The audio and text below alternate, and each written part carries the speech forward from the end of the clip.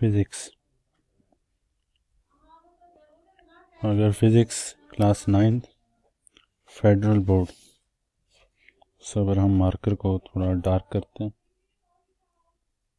9th federal board, 9th federal का जो course है उसको स्टार्ट करने से पहले पेपर पैटर्न उसको थोड़ा सा समझ लेते हैं।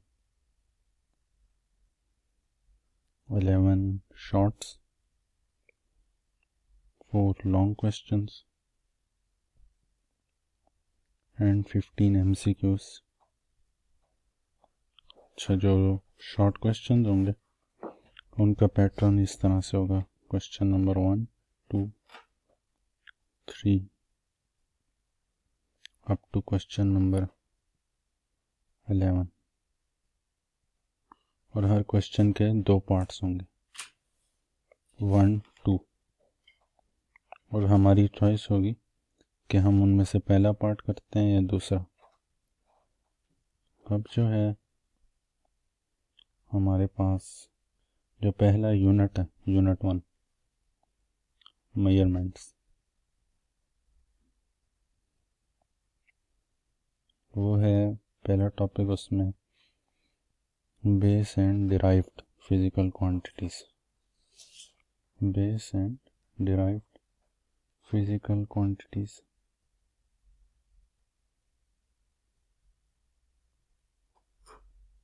जो बेस क्वांटिटीज होती हैं वो डायरेक्टली मेजर कर सकते हैं, और वो 7 होती हैं। इनको जो है ना हम डायरेक्टली मेजर कर सकते हैं। इनको अगर लिखा जाए तो वो ये होंगे time, mass, length,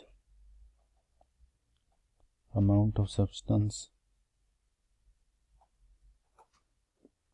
temperature, current and light intensity.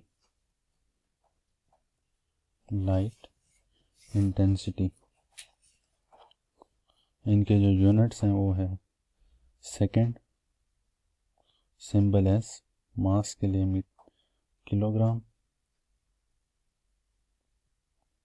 Symbol KG, length के लिए metre, symbol M, amount of substance के लिए मोल, सिंबल एन, टेम्परेचर के लिए केल्विन होगा, सिंबल के, करंट के लिए ampere, symbol will be I, light intensity के लिए कैंडेला, और सिंबल जो होगा वो CD होगा।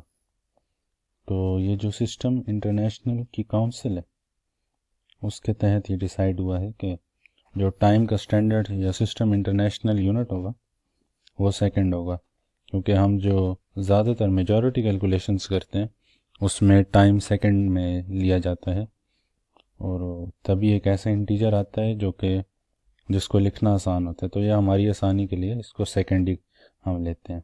अगर कोई टाइम आवर में होगा या मिनट में होगा तो हम उसे पहले सेकंड में कन्वर्ट करेंगे।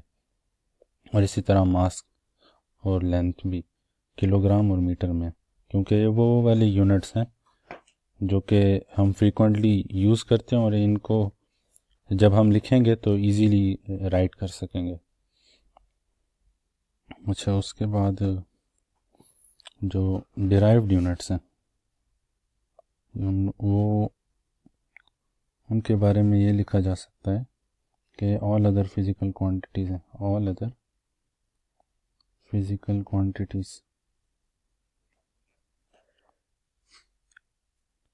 इसके अंदर हमारे पास area, volume, density, force, pressure and energy, as well as acceleration, ये वो डिराइव्ड क्वांटिटीज़ हैं, डिराइव्ड क्वांटिटीज़ जो कि फ्रीक्वेंटली यूज़ होंगी हमारे कोर्स में। डिराइव्ड क्वांटिटीज़ जो होती हैं वो बेस क्वांटिटीज़ को एक दूसरे से मल्टीप्लाई या डिवाइड करने से आती हैं। जैसे एरिया लेंथ को लेंथ से मल्टीप्लाई करने से आता है, और इसका यूनिट हमारे पास मीटर स्क्वायर होगा।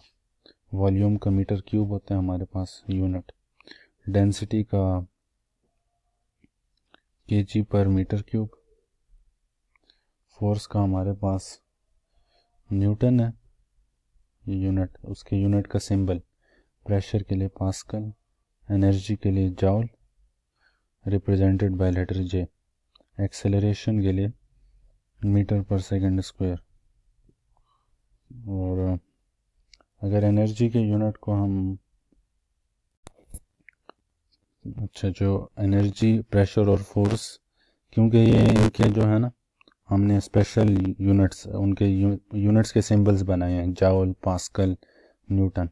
और इनको अगर in terms of base quantities के सिंबल्स में लिखा जाए तो फोर्स का होगा केजी मीटर पर सेकंड स्क्वायर। इसी तरह से जो प्रेशर होगा उसका होगा केजी पर मीटर सेकंड स्क्वायर। और एनर्जी का इसका होगा केजी मीटर पर सेकंड स्क्वायर, केजी मीटर पर second square multiplied by metre. तो ये हो जाएगा केजी मीटर स्क्वायर पर सेकंड स्क्वायर। अच्छा, अब इनको लिखने का दूसरा तरीका भी होता है जो कि बुक में लिखा हुआ है।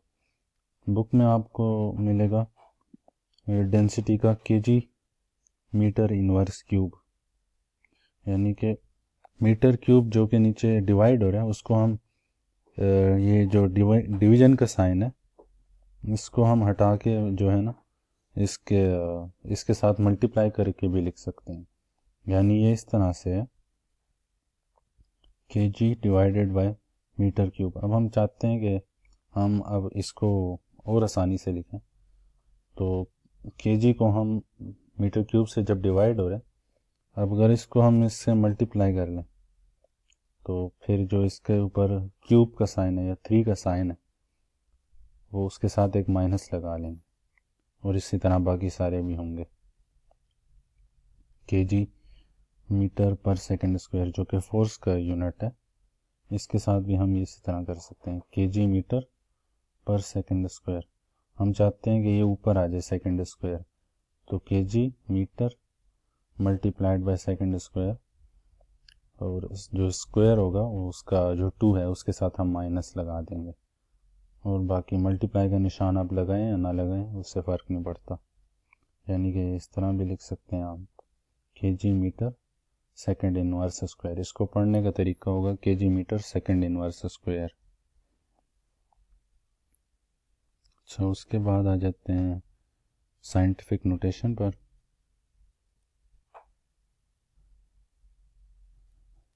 जो साइंटिफिक नोटेशन है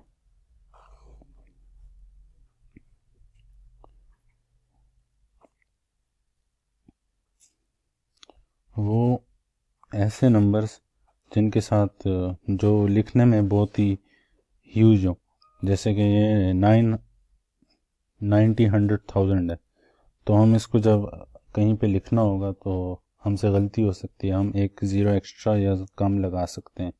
तो उसको लिखने का आसान तरीका ये है कि 9 multiplied by 10 raise to the power 6 लिखा जाए। ये जो 10 है ये एक्सपोनेंट है, और इस पूरी एक्सपोनेंट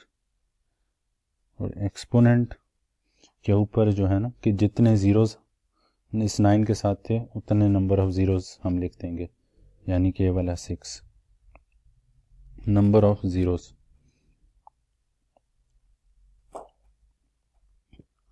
तो ये एक्सपोनेंशियल फॉर्म भी इसे कहते हैं, एक्सपोनेंशियल फॉर्म। और ये एक मेथड है, इसे साइंटिफिक नोटेशन हम कहेंगे, जिससे हम नंबर्स को जो कि ह्यूज होते हैं, काफ़ी बड़े होते हैं, उनको लिखने का आसान तरीका है।